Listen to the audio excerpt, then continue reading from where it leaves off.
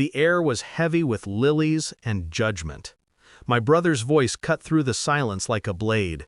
"She's just here for the money." Dad was going to cut her off. Dozens of eyes turned toward me. Some pitied, some sneered, most simply watched, waiting for blood. Then the lawyer walked in, carrying a USB. The projector hummed. My father's face appeared on the screen, alive in pixels though buried in wood. His lips parted. His voice, cold, certain, delivered 3 words that split the room. But I'm getting ahead of myself.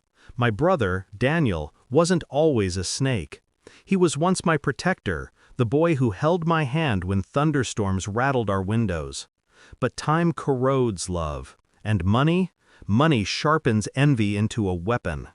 When Dad's illness worsened, I moved into his house. I made his soup, measured his pills, sat with him through nights when he couldn't breathe.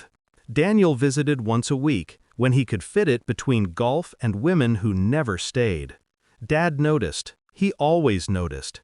It began with whispers, a missing document here, a strange bank transaction there. Dad's checkbook showed withdrawals he hadn't signed. Daniel's smile grew tighter, his eyes sharper. Then I found the message. His email left open on the family computer. A note to a lawyer, drafted but not sent. "We need to ensure she gets nothing. She's manipulating Dad." The betrayal didn't burn, it froze me. He wasn't just stealing money, he was stealing me, my worth, my years, my place as Dad's daughter. I didn't confront him, not yet. I learned to play silent. Dad was weak, but his mind was sharp. One evening while feeding him broth, I told him everything. He didn't flinch. He only asked for my phone. "Record me," he whispered. That night, he spoke into the lens, his voice cracked but unwavering. He told the truth. Every sacrifice I'd made, every theft Daniel committed. And then, with one deliberate pause, he delivered his final line. "Blood means nothing without loyalty." I saved the file, but Dad wanted more. He insisted on a lawyer, on ironclad proof that couldn't be twisted. The USB was his idea, his parting gift. I visited Daniel after Dad passed. His house smelled of cigars and arrogance. "You think you'll get anything?" he sneered, swirling whiskey. "Dad knew what you were after." I smiled, silent, studying the framed certificates on his wall. His business, his reputation, all held up by the illusion of integrity. I let him believe he'd won. It made the fall sweeter. And so we gathered. Black suits, black veils, black hearts. Daniel played the grieving son, shaking hands, accepting condolences. But he couldn't resist his moment to strike. His words, "She's just here for the money," were his noose. The lawyer inserted the USB. The projector flickered. Gasps filled the hall. There was Dad, thin, frail, but alive with fire in his eyes. His voice cracked, yet every syllable carried the weight of judgment.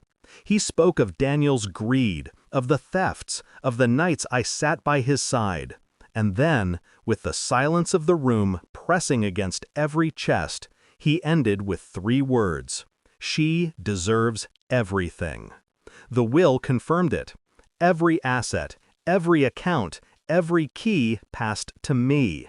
Daniel, nothing.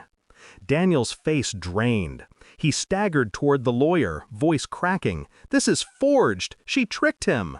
But the lawyer raised a hand. Recorded in my presence, signed, witnessed, legal. Whispers spread like wildfire. Daniel's colleagues, his mistresses, his supposed friends, they all watched him crumble. I leaned close, just enough for him to hear. "You wanted me cut off," I whispered. "Turns out, it's you who's severed." His glass shattered against the floor. He stormed out, but not before everyone saw the truth painted across his face.